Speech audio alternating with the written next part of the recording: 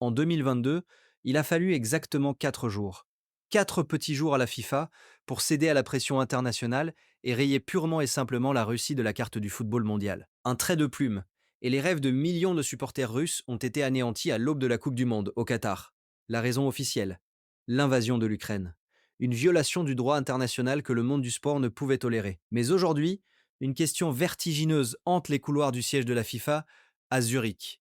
Une question si explosive que personne n'ose la prononcer à haute voix devant les caméras. Si la guerre totale éclate au Moyen-Orient, si l'Iran et Israël se livrent à un conflit ouvert impliquant les États-Unis, la FIFA osera-t-elle faire exactement la même chose avec l'équipe nationale d'Iran pour la Coupe du Monde 2026? L'Iran sera-t-il banni du mondial américain? Ce que vous allez entendre n'est pas de la fiction. C'est le plus grand cauchemar diplomatique de l'histoire du sport moderne. Et la réponse à cette question va exposer la plus grande hypocrisie du football mondial.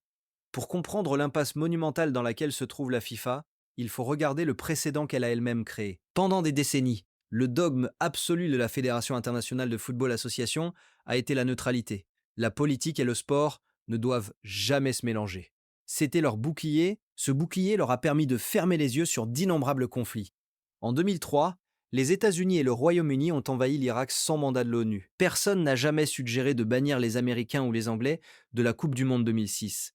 Pendant des années, l'Arabie saoudite a mené une guerre dévastatrice au Yémen, provoquant l'une des pires crises humanitaires de notre époque. L'équipe saoudienne a pourtant joué le Mondial 2018 et 2022 sous les applaudissements. Mais le 28 février 2022, la FIFA a brisé sa propre règle d'or. En suspendant la Russie, sous la pression colossale des fédérations européennes comme la Pologne, la Suède et la France, qui refusaient catégoriquement d'affronter l'équipe russe, la FIFA a ouvert une boîte de Pandore qu'elle ne pourra plus jamais refermer. Elle a établi une jurisprudence implacable. Désormais, une nation qui déclenche ou participe activement à une guerre majeure peut être exclue de la grande messe du football. Et c'est exactement cette jurisprudence qui se retourne aujourd'hui contre eux comme un boomerang empoisonné. Regardons la situation actuelle au Moyen-Orient. L'Iran est une puissance militaire majeure, engagée dans une confrontation directe et indirecte avec Israël.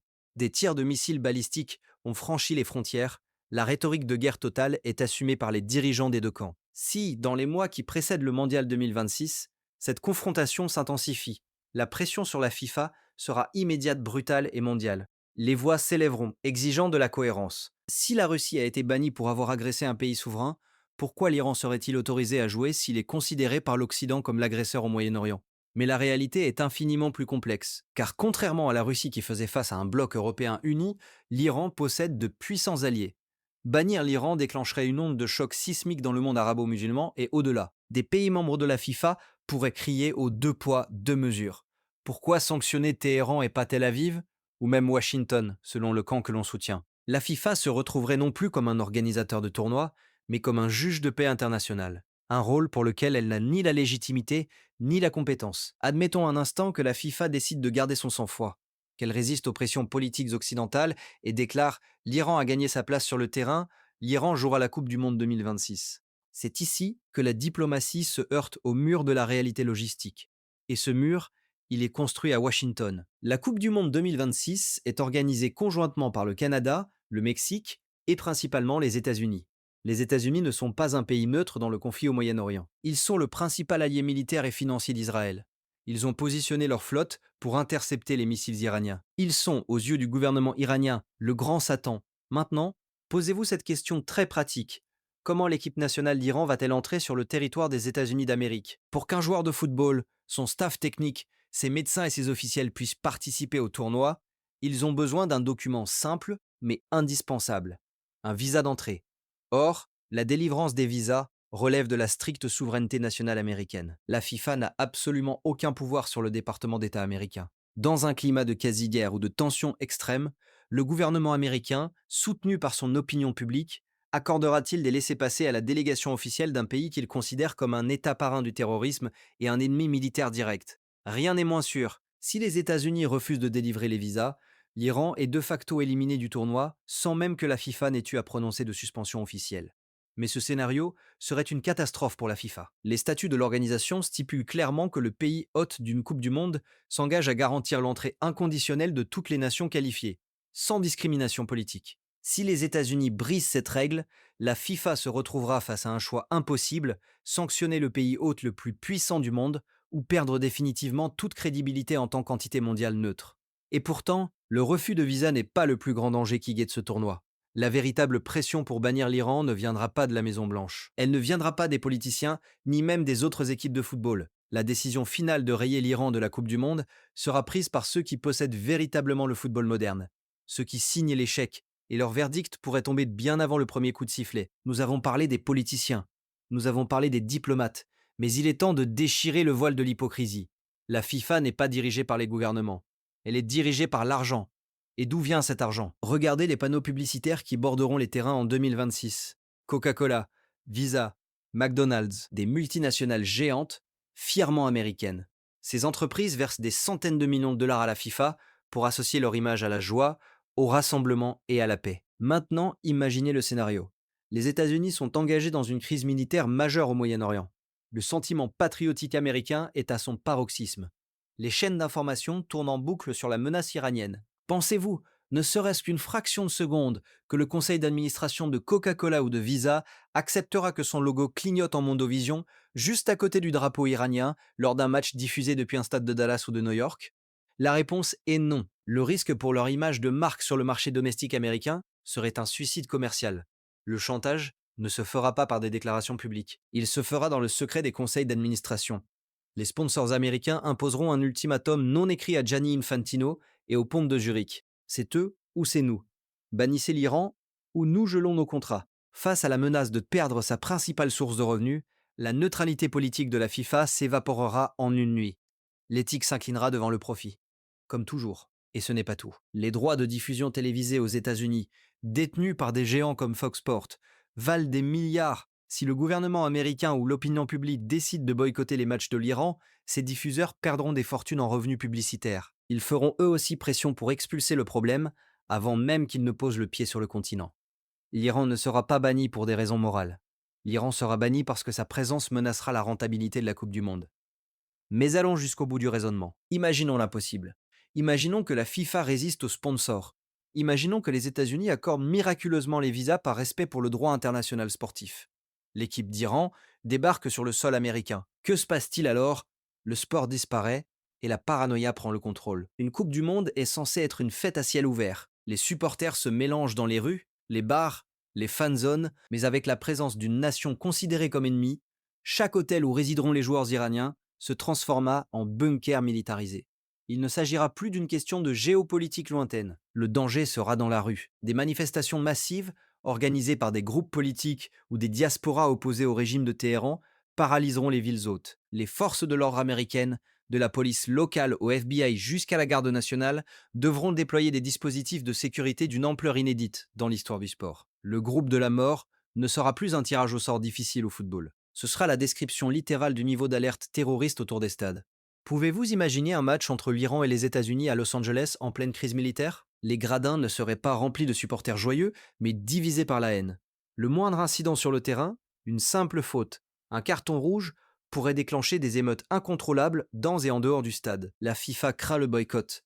Mais ce qu'elle craint par-dessus tout, c'est le sang. Une Coupe du Monde militarisée où chaque supporter est fouillé comme dans une prison de haute sécurité tue l'âme même de l'événement. Voilà pourquoi le bannissement de l'Iran n'est pas seulement une probabilité. C'est, dans l'esprit de beaucoup de décideurs à Washington et à Zurich, une nécessité absolue pour garantir la sécurité et la survie de l'événement. Cependant, tout ce que je viens de vous décrire concerne les élites, les politiciens, les PDG, les généraux. Dans ce jeu d'échecs planétaire, il reste un pion que personne ne regarde, un pion qui n'a pas voix au chapitre, mais qui subira toutes les conséquences de ce désastre de plein fouet. Et ce pion, c'est vous. Jusqu'ici, nous avons parlé des milliards de la FIFA, nous avons parlé des contrats de Coca-Cola et des ultimatums de Washington. Tout cela semble abstrait, lointain, mais rapprochons-nous, parlons de vous, oui vous, le supporter français qui m'écoute en ce moment, vous qui avez peut-être déjà commencé à épargner pour traverser l'Atlantique en 2026 et voir les Bleus jouer à New York ou à Miami. Si la FIFA ne bannit pas l'Iran, si les États-Unis accordent les visas, si le tournoi a lieu au milieu d'une crise militaire mondiale, vous serez la première victime collatérale de ce chaos. Pensez à l'économie. Un conflit ouvert impliquant l'Iran signifie la fermeture immédiate du détroit d'Ormuz. 20% de l'approvisionnement mondial en pétrole disparaît en une nuit. Conséquence, le prix du kérosène explose. Votre vol aller-retour Paris-Los Angeles ne coûtera plus 800 euros. Il s'envolera à 3 000, 4 000, peut-être 5 000 euros. L'inflation nord-américaine rendra le moindre hôtel, le moindre repas inabordable. La Coupe du Monde deviendra une citadelle financière imprenable pour les classes moyennes. Le vrai supporter, celui qui chante dans les tribunes, sera remplacé par une élite capable de payer le prix de la guerre. Mais l'argent n'est rien comparé à la paranoïa. Imaginez-vous atterrir sur le sol américain, un pays en état d'alerte maximale. Les contrôles aux frontières prendront des heures. Les visas touristiques européens seront scrutés à la loupe, voire suspendus à la moindre suspicion. Et une fois devant le stade, ce ne sera pas une fête, ce sera une forteresse militarisée. Des soldats armés de fusils d'assaut à chaque coin de rue, des drones de surveillance au-dessus de vos têtes, une ambiance lourde, électrique, où chaque bruit fort dans la foule provoquera un mouvement de panique. Irez-vous vraiment au stade avec vos enfants, la boule au ventre, en vous demandant si cet événement mondial ne va pas devenir la cible d'une attaque asymétrique en représailles? La FIFA le sait. Si l'Iran participe, la peur remplacera la joie. Et quand la peur s'installe, le football meurt. Nous voici arrivés au bout de cette impasse. L'Iran sera-t-il banni du mondial américain? La vérité, la cruelle et sombre vérité que personne n'avouera jamais en conférence de presse, c'est que la décision n'appartiendra ni au droit sportif, ni à la morale, ni même à Gianni Infantino. La décision sera dictée par la géopolitique la plus brutale et par les intérêts financiers américains. En suspendant la Russie en 2022, la FIFA a cru montrer les muscles. Elle n'a fait que prouver qu'elle n'était qu'un instrument docile entre les mains des puissances occidentales. Aujourd'hui, face à l'Iran, cette même FIFA est prise au piège de sa propre hypocrisie. Bannir l'Iran, c'est fracturer le monde du football en deux et déclencher la colère du monde arabo-musulman. Garder l'Iran, c'est risquer le boycott des sponsors, le refus des visas par les États-Unis et le chaos sécuritaire absolu. Le football s'est toujours vendu comme une religion universelle, capable d'arrêter les guerres et de rassembler les hommes. Mais en 2026, l'illusion va se briser. Le ballon rond n'est plus qu'un pion sur l'échiquier de la Troisième Guerre mondiale. Et peu importe si l'Iran joue ou ne joue pas, le verdict est déjà tombé. Le sport ne sera jamais au-dessus de la guerre. Face à ce scandale politique et financier qui se prépare dans l'ombre, quelle est votre position? Pensez-vous que la FIFA doit être cohérente avec la jurisprudence russe et bannir l'Iran dès maintenant pour sauver le mondial? Ou bien estimez-vous que le sport doit retrouver sa neutralité absolue, quitte à créer le chaos aux États-Unis? C'est l'un des débats les plus importants de l'histoire du football, et je veux lire vos arguments. Prenez position dans les commentaires, juste en dessous, je réponds à tous ceux qui font avancer la réflexion. Si cette analyse à contre-courant vous a ouvert les yeux sur la réalité du sport moderne, ne partez pas sans vous abonner. Activez la cloche. La désinformation tourne à plein régime et notre devoir est de continuer à chercher la vérité. Merci de votre écoute. C'était Nom de votre chaîne. À très bientôt.